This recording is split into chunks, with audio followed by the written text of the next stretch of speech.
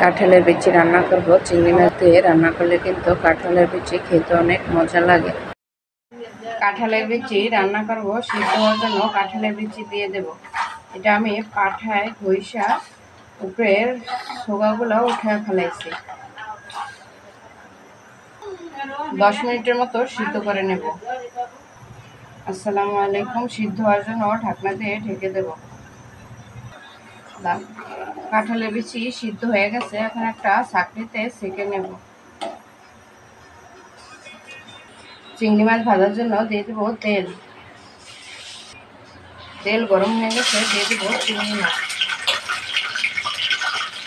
চিংড়ি মাছ ভাজার জন্য দিয়ে দেবো একটু লবণ কুচি, সামান্য হলুদ কুচি। মাছটা ভালোভাবে ভেজে নেব।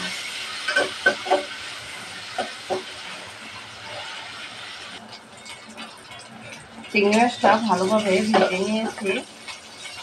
এটার ভিতরে দিয়ে দেব পেঁয়াজ কুচি।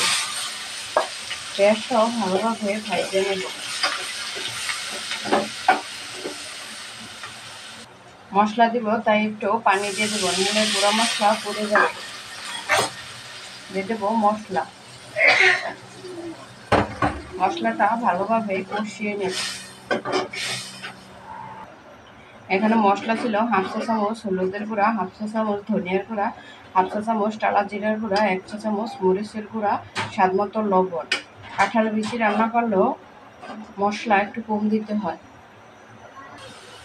মশলাটা ভালোভাবে কষানো হয়ে গেছে। মশলা যত সুন্দরভাবে কষাবো তত তরকারির স্বাদ বেড়ে যাবে। দিয়ে দেবো কাঁঠালের বিচি।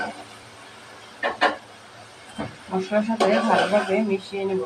এটাও 10 মিনিট কষিয়ে নেব, তারপরে সিদ্ধ হওয়ার জন্য ঝোল দেব।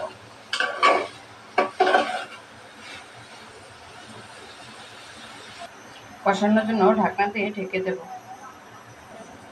ঢাকনা উঠিয়ে তরকারিটা একটু নাড়াচাড়া করে নেব। দেখো কালারটা কত সুন্দর হয়েছে। আবারও ঢাকনা দিয়ে ঢেকে দেব। কাঁঠালের বিচিটা কষানো হয়ে গেছে, সিদ্ধ হওয়ার জন্য দিয়ে দেবো এখন গরম ঝোল।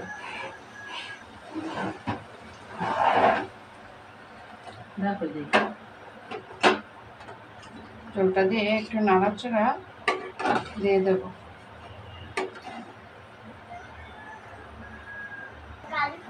কাঁঠালের বিচি রান্না হয়ে গেছে। দেখুন কালারটা কত সুন্দর হয়েছে। আর কাঁঠালের বিচিগুলো কিন্তু গোটা গোটা রয়েছে, গইলা যায় নাই। আমার ভিডিওটি যদি আপনাদের কাছে ভালো লেগে থাকে তাহলে শেয়ার করে দেবেন আর কমেন্টে জানাবেন। একটু ঝোল রাখছি, এই ঝোলটা খাইয়া ফেলবেন। আল্লাহ হাফেজ।